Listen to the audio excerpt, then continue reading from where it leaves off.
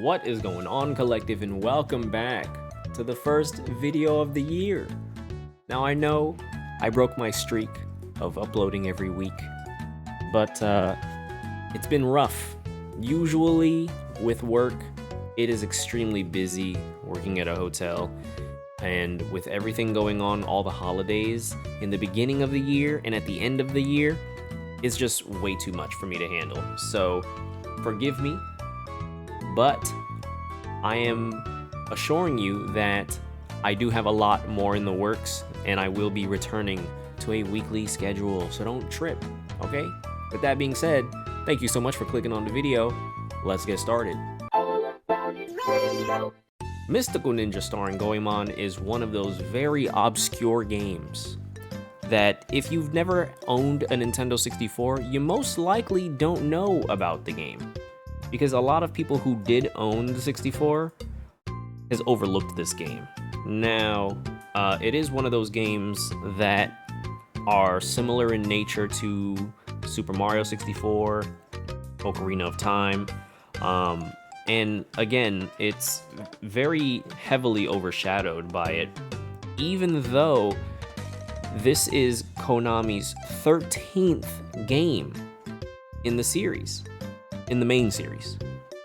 Now, they've had an NES title that was released in the US called The Legend of the Mystical Ninja. Another one of those obscure games for the NES. I think it's Super Nintendo actually, but I digress. It's one of those games that you really just have to have a really clean palette as far as exploring games, going outside of the norm, and playing a lot of indies. Now, of course, Konami isn't like an indie company, but it's not one of those games that you would go out of your way to purchase and play. With that being said, it is also one of my first introductions to Japan and its culture, unknowingly, because I was very young when I first played this game. Now, I did mention that it is the 13th game in the main series. Now, I know what you're gonna say. How can this game be considered obscure if there's 13 games in the main series? I'm gonna stop you right there. Mystical Ninja starring Goemon is the 13th entry in the primary series, yes. However, it is only the second game released outside of Japan in the series. Okay, they've had a total of 3 games, to my knowledge, ever released outside of Japan. And their most recent reintroduction was a Mii costume in the Smash Bros. Series. Smash Bros. For Wii U, 3DS, and of course imported into Ultimate. And that was the latest reference to Mystical Ninja, which is kind of crazy because, like, in Japan, this was such a huge series for Konami. I would say it's on the same level as Klonoa, which I think is Konami. Isn't it Konami? Let's find out. Okay, so I stand corrected. Klonoa is a Bandai Namco character. So Konami is more Snake, Alucard, you know, the Belmonts. That said, Goemon could easily be a staple Konami character. Easily be their mascot, their main squeeze. You know what I mean? That's how many video games they've had. They have had a total of 34 titles in the series. That is insane to me. That is a huge majority, and only 3. Well, there's only 5 released outside of Japan. That is a huge freaking difference. Now, to talk a little bit more about Mystical Ninja starring Goemon, as far as the plot goes, it's on the sillier side. Goemon and the gang attempt to put a stop to the Peach Mountain Shoguns, who basically invade Japan, and they turn Uedo Castle in Uedo Town into like a European castle. And they're basically turning... Their plan is to turn Japan into like a Western fine arts theater, so they can perform and be more well known throughout the world. So I assume they're going to start with Japan and then the world, you know?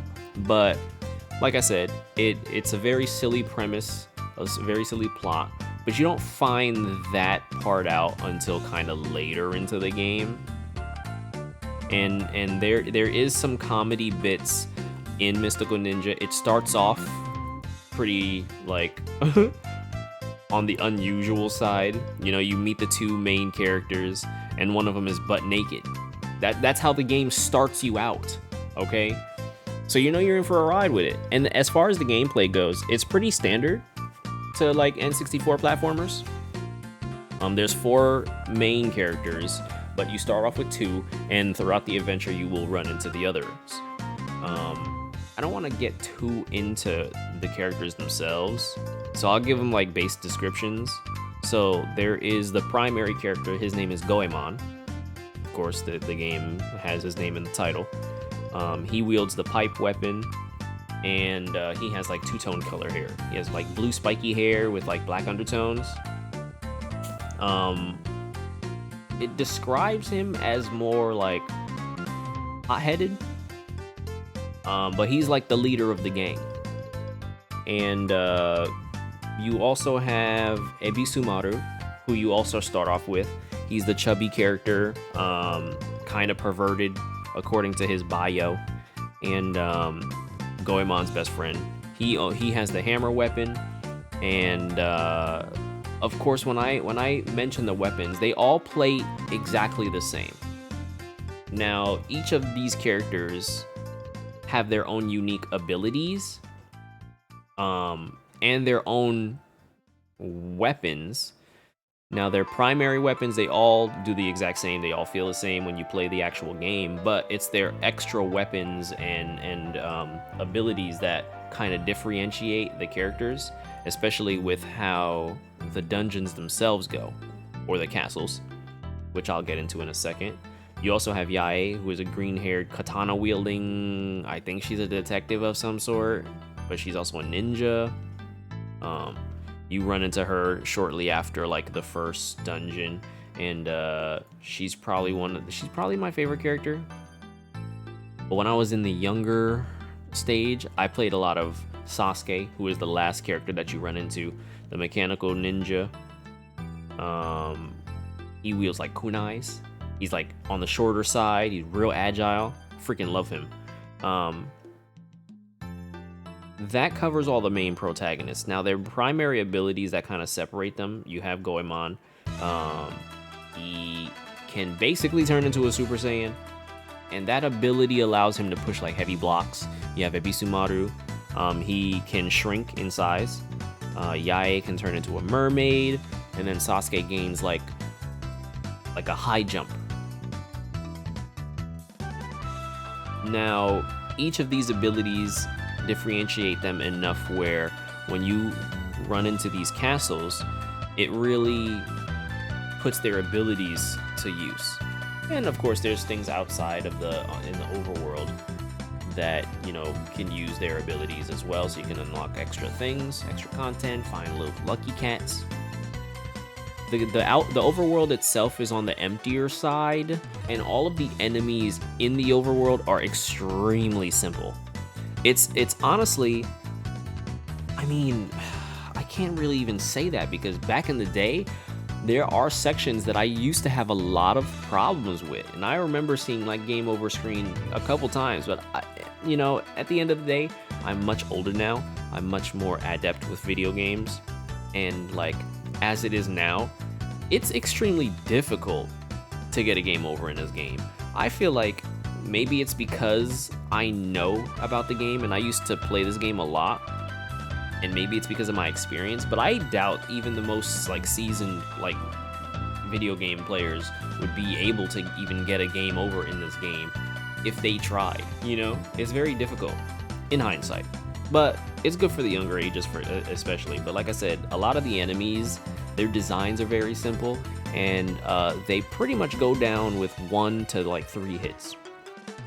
The bosses are like the main cool things that I really like.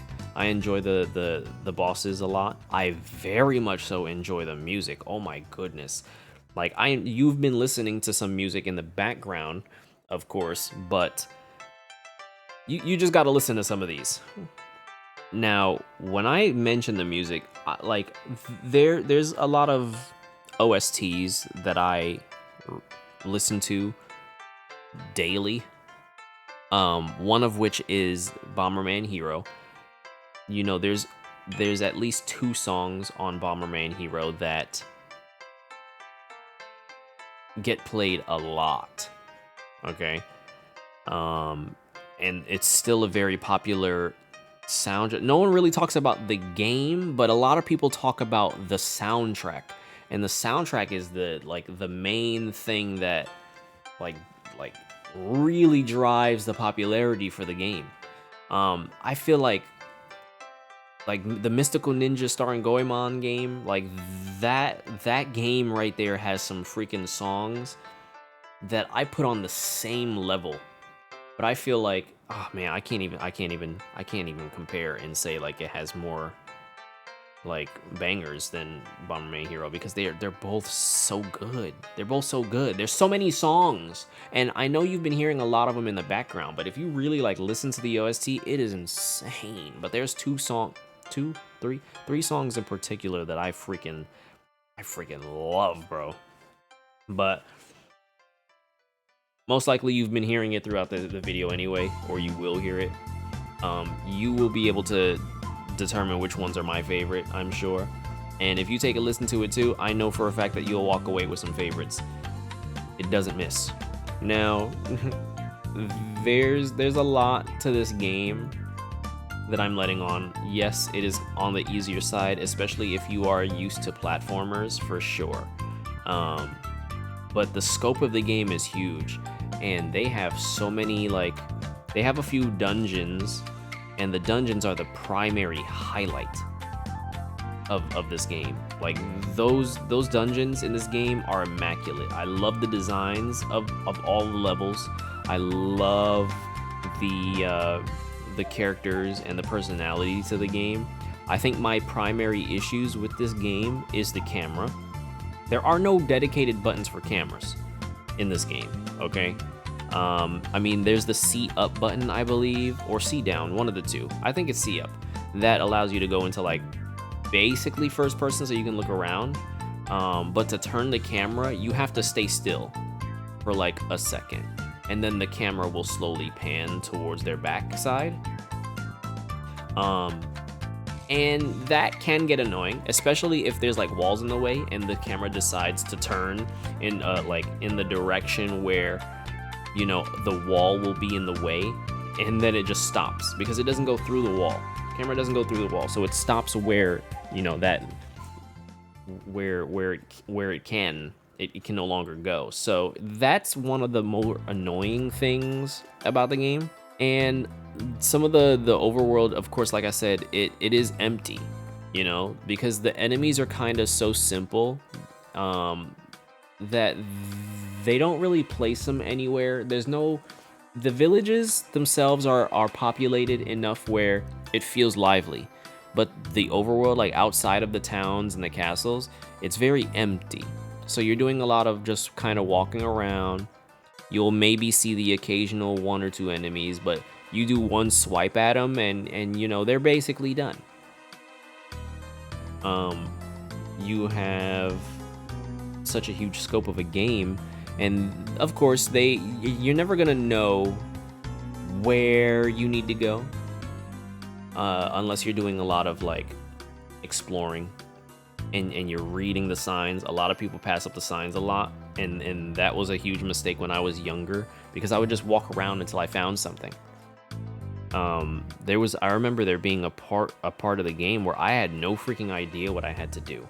But of course, they have certain mechanics that will help steer your way. When you find a village, even when you're just talking to some of the villagers, especially in the beginning of the game, they let you know that if you want to complete this game with little to no issues, you gotta talk to people.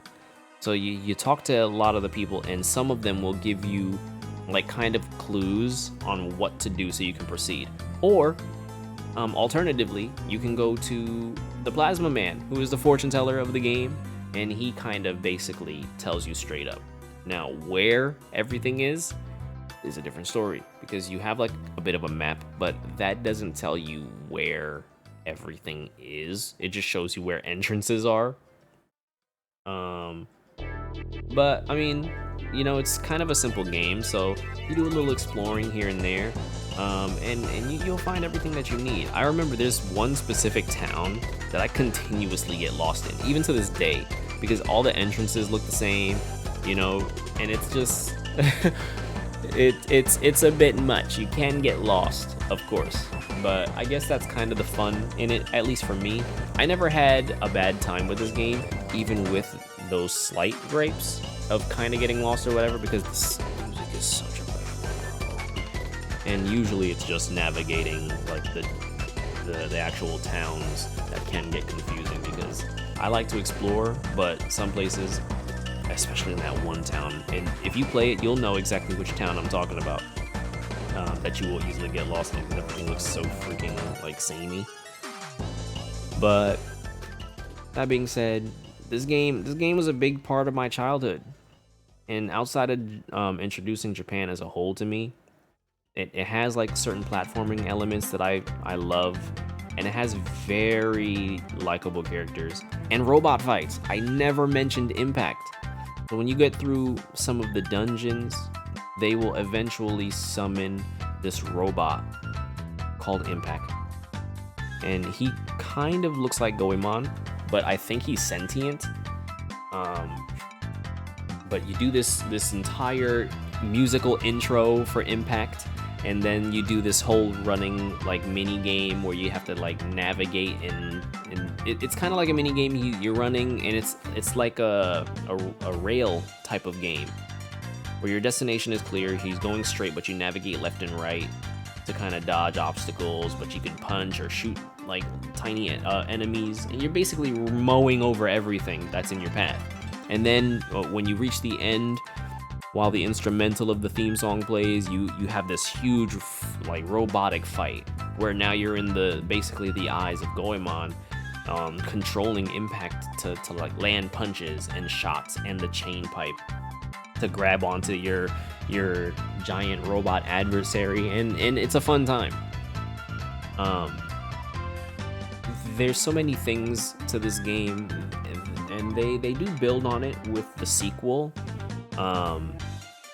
Goemon's Great Adventure, which plays more like the original for the NES, which is kind of like a side-scrolling you know, adventure platformer game, and though that game was freaking difficult. Mystical Ninja Star and Goemon's more on the easier side, and it's their first real take on like a truly 3D platformer, which I respect, and they did a good job with the game, honestly. I love Mystical Ninja and the characters, and there's so many games that came out afterwards, but it was only Japan exclusive. There's a few PS2 games that came out in Japan, and I've been meaning to import it. Eventually I will, just to experience it, but it's just one of those things where I have to go out of my way to find, because it's a pretty lost treasure, basically. I'm just hoping it doesn't cost me a freaking penny, an arm and a leg. But there's so much to love about this game, and it's kind of crazy that they did not go all out in America with this game, because I feel like if they released all of the games during its peak, it would easily carry Konami to making a lot more games, and it's just a real shame, because Goemon's Great Adventure, which I need to beat because I've never beaten it, and Mystical Ninja Star and Goemon is such a treasure, man. and it's something I'm gonna have to play through again. You've been watching some gameplay in the background, I'm sure, and listening to some of the soundtracks. And it's such a good series, man. If you have the means to play Nintendo 64 games, absolutely give Mystical Ninja Starring Goemon a try. And let me know how you feel about the game, you know? Because as far as I can remember, this was my first introduction to Japan. And now I study the language and would love to go there. Everyone wants to go to Japan, right? Because it's such a cool place. And even though this doesn't like represent Japan as it is, you know, it's still a good feudal Japan era style game, and it holds a very special place in my heart, especially because of the time period that I played it. I love this game, but I think that's as much rambling as I can really do about this game. This is a newer type of video format I'm working on, where I just kind of rant about things I remember about, so I can, you know, to see if anyone else can relate or have experienced what I have. And, you know, it's also a way to introduce things to a younger generation who may not even know that these things exist. Especially with the way that Nintendo's releasing games on their online service for the Switch. They'll probably never release any of these games on it. But with that said, if you like the video, please give it a like so I know that you guys like these kind of formats, you know? I am doing experimental things with my channel to kind of see where I can take it, because I don't want to just stick to straight gameplay videos. I would love to talk about video games and other things. I have a bit of a podcast situation that I'm still working on. It is a very extensive video that I have been working on like crazy, so please bear with me. If I feel like I can't make certain upload schedules, I will try to fill it in with my YouTube shorts, which I have been doing, by the way, with my hiatus of actual video making. So please bear with me, and definitely take a look at the shorts, because I don't know if it's something that you will most likely see on your feed or whatever. I don't know how it works or how the algorithm treats my shorts, but I do have a lot planned, and I appreciate you guys taking this chance or this journey with me with my YouTube. I haven't really been streaming like that, but I do plan on trying to stream once a week. So, if you guys are not familiar, I am a streamer on Twitch, twitch.tv/Cynos Gohegdae. I try to play a lot of multiplayer games. I play a lot of Splatoon 3. I play a lot of Crowd Control, if the mood suits me, Fortnite, etc., etc. That being said, thank you guys so much for watching. I will catch you guys on the next one, Collective. I appreciate your face and everything it does. Peace.